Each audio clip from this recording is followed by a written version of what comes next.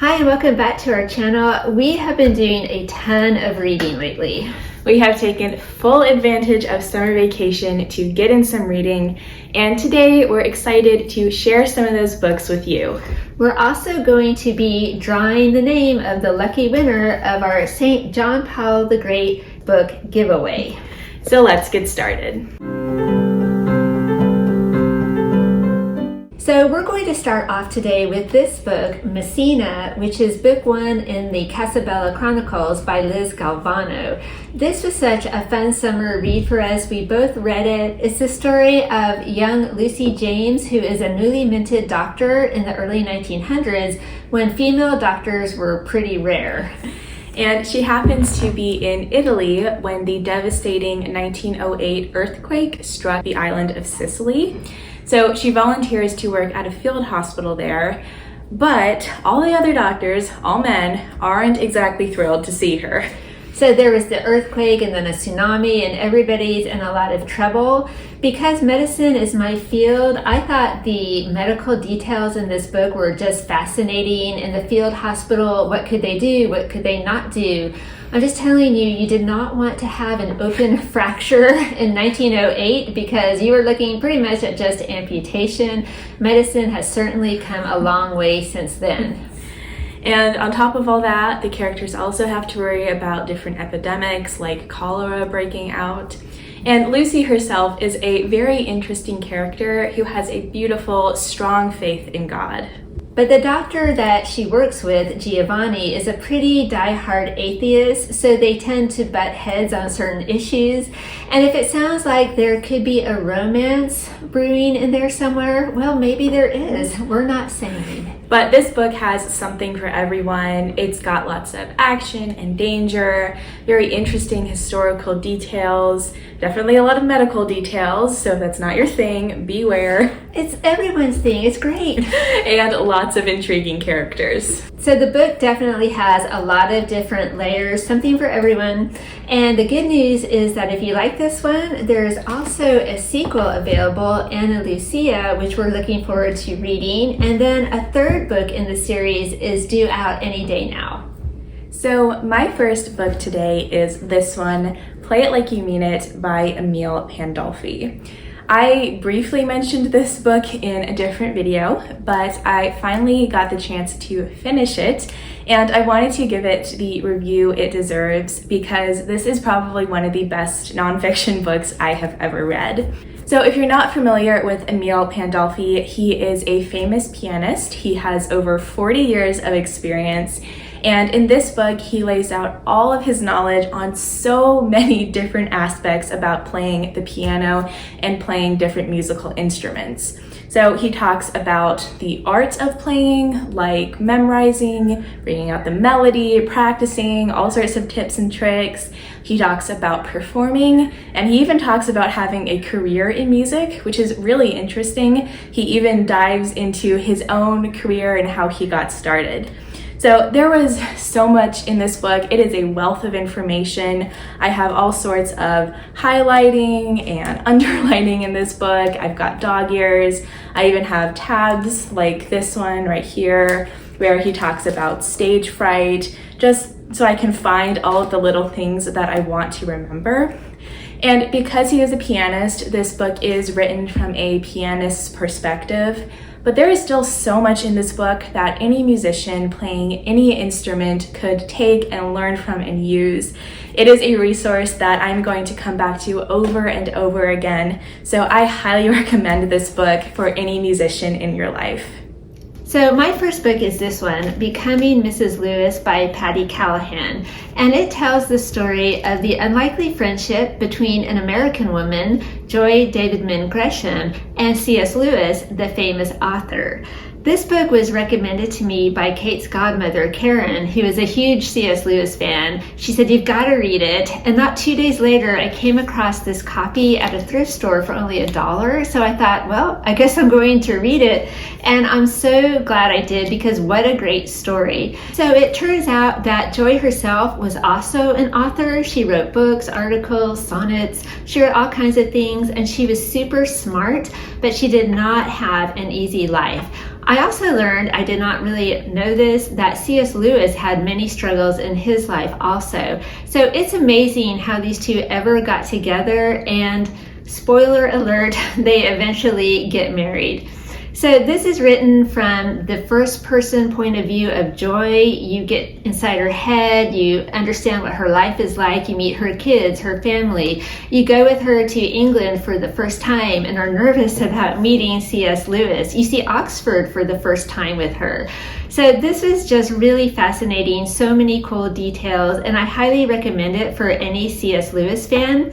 After reading this, two things happened. Number one, I immediately wanted to read more books by Patti Callahan because she's an excellent writer. And then I also now want to watch the movie Shadowlands, which came out way back in 1999, but tells a version of this story too. I just feel like that would be a fun complement to the book. So if you're a C.S. Lewis fan, definitely put this one on your list. So my next book is Save the Cat Writes a Novel by Jessica Brody. And if you're a writer or an author, you might very well be familiar with this book because it is absolutely beloved in the online communities. And I have been interested in this book for quite a while, so I finally got to read it, and I completely understand why people are obsessed with this book. It totally lives up to all the hype that it gets. So this one basically goes over the process of plotting a novel. It teaches you how to do that using story beats and the 5-point finale. It also discusses different types of books and different things that are found within those stories. And it also has resources in the back for different things such as writing a series.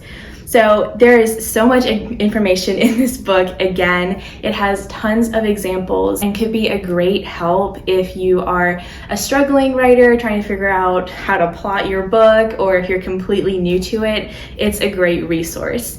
I also think this one could be an interesting resource if you homeschool and you have a child who is interested in creative writing. There is a ton to learn from this book. This could be some interesting reading for probably a homeschool high schooler. So as you can see by all the tabs in this book, I have gotten a lot out of it. So I definitely recommend it. I've apparently had some really good luck in the nonfiction genre this summer, and this is a great example of that, so 5 out of 5 stars. My next book is The Last Crusader by Louis de Waal, which tells the story of Don Juan of Austria, who led the Christian navy to victory against the Muslim Turks in 1571 at the Battle of Lepanto. Now that might seem boring, like an old crusty military naval battle, well, but it's not, because it's the story of Don Juan and everything that happened in his life to lead him up to this place of this epic battle. He was the leader of the Christian navy when he was only 24 years old. So the book is full of all kinds of fascinating details about the battle. For instance, at one point, the Christian navy really needed the wind to shift, and it shifted. Before they set out into the battle, Don Juan made sure that every single sailor on every single ship had a rosary, and they prayed it before they went into battle. Also, there was a priest aboard every ship, and Don Juan himself had an image of Our Lady of Guadalupe on his flagship. Miguel Cervantes, who later went on to write Don Quixote, also fought in the battle, and he considered that his greatest contribution to mankind. So the battle is just full of so many interesting, fascinating details, and Louis de Waal just brings it all to life for you. You start off in the beginning following the history of young Jerome, who later becomes Don Juan of Austria. He's the illegitimate son of the Holy Roman Empire and half-brother to Philip of Spain. So he knows, because of the circumstances of his birth, that he's never going to rule, but still he believes that God has a plan for his life, and it's just so fun to see that whole plan unfurl.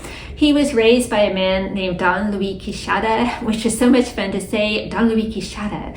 So you meet him, and you meet many other interesting characters who were alive at the time. So if you are a history buff and you are looking for a really interesting read for this summer, I can't recommend The Last Crusader enough. So my final book today is Waykeepers of Valdeor by Sandralena Hanley. So this is a sequel to Champions of Valdeor, which we read and reviewed in our last What We've Been Reading video, and I'll have that linked down below. But this book takes place about 5 years after book 1, and we follow primarily Daniela, who is a waykeeper, and the waykeepers are a very, very interesting group of people. I really liked that whole concept. And we also follow Guy, who is really just an average farm boy, except for the birthmark on the back of his hand, which could mean there is a very different future for him in store than what he ever thought. So the story kicks off when the two of them meet, but there's also another problem in the fact that Valdeor itself is now being threatened by an outside country, which really, really raises the stakes of the book. So I had a really fun time with this book. It's such a great fantasy adventure. I got very invested in it. There is also a great message in this book about following through on God's will for your life and doing what He is calling you to do that anyone could benefit to hear. So if you haven't checked out the Valdeor Chronicles, I can recommend that you do so. There are 2 books right now, but I believe there is a 3rd book coming out later this year. So I'm very excited for that, and I will definitely keep reading the series. So now on to my last book, which is Your Blue Flame by Jen Fulwiler. It's an inspirational self-help type of book, how you can use your God-given talents and passions and develop them and share them with the world. The author is one of my favorites. I love Jen's writing. She's written several other books, including Something Other Than God, which tells how she converted from being an atheist to a Catholic. So she is a writer. She has a radio show. She's a stand-up comic. She has 6 kids, so she definitely knows about following your dreams or igniting your blue flame. So if you're trying to develop a special skill or talent to share with the world, the book has a lot of very practical, helpful advice for you. However, having said that, I did have mixed feelings while I was reading the book because I love the idea of, following your dreams, developing your skills. That's all good. But while I was reading the book, I kept hearing an underlying message that was saying, you have to have a blue flame. It's not good enough for you just to enjoy your life, enjoy being a mom or dad, enjoy your kids, enjoy having the job that you already have. That's just not enough. You have to develop a side gig or a hobby or something else. You have to be something more. And after a while, that started to depress me because, I don't like to hear the message that what I have right now just isn't good enough. And honestly, I'm not really sure that was the message that Jen was trying to convey at all. I don't really think that's how she meant it. That's just how it came across to me. So a lot of the book was very inspiring and very helpful and very funny, so I did enjoy it. At the same time, there were other things that I just didn't agree with, things that she said that I thought, I'm not so sure about that. So again, very mixed feelings about this book. If you have read it, I would love to hear what you thought of it, so definitely leave me a comment down below. So that's a look at what we've been reading here lately. Let us know down in the comments what's been on your summer reading shelves. But now it is time to pick the giveaway winner for our St. John Paul the Great book. If you left a comment on our Visiting the Shrine of the Blessed Sacrament video, then your name has ended up in the giveaway mug. So let's go ahead and pick our winner. This is always fun. Okay. Good old polka dot. The winner is Icy Catholic. So if you are Icy Catholic, just send us an email. We've got our email down in the description box, and leave us your address and we will get John Paul on the way to you. So we hope you enjoyed today's video. Thank you so much for watching, and we'll see you next time. Bye.